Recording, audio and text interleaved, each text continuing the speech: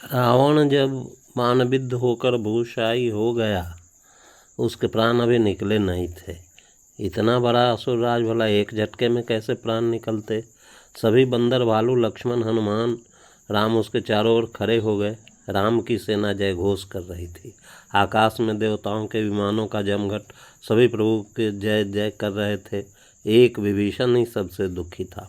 दौड़ा दौड़ा वह रावण के पैर पकड़कर फूट फूट कर रोने लगा।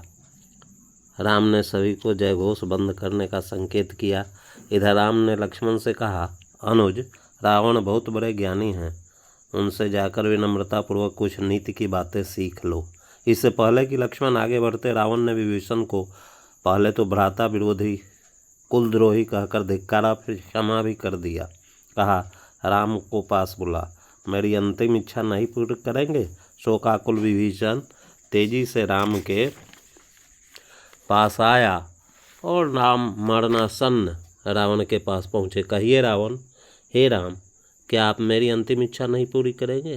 पहले कहिए तो, पूरी होने लायक होगी तो अवश्य करूँगा।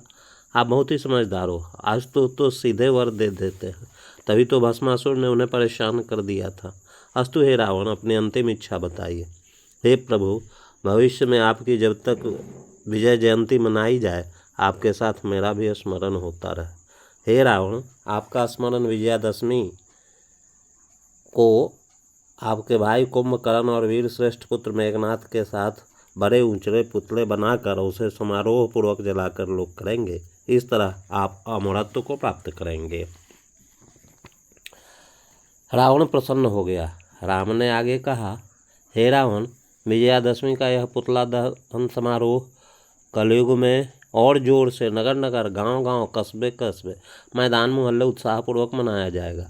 कलयुग चूँकि तिक्रम, पाखंड, विरोधाभास, भ्रष्टाचार का सिरमौर काल होगा, इसलिए आप सभी मनुष्यों के मन में दम्भ, लोभ, अहंकार, ईर्ष्या, द्वेष इत्यादि के रूप में सूक्ष्म वास करते रहेंगे।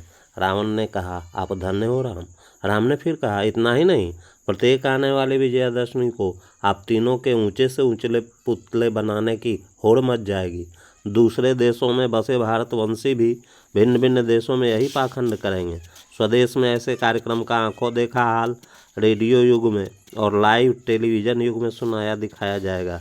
हे रावण, राम ने आगे कहा, एक समय बिकी हुई मीडिया पुतला दहन का ही नहीं, पुतले के बनने की कहानी भी बार बार सुनाती दिखाती रहेगी।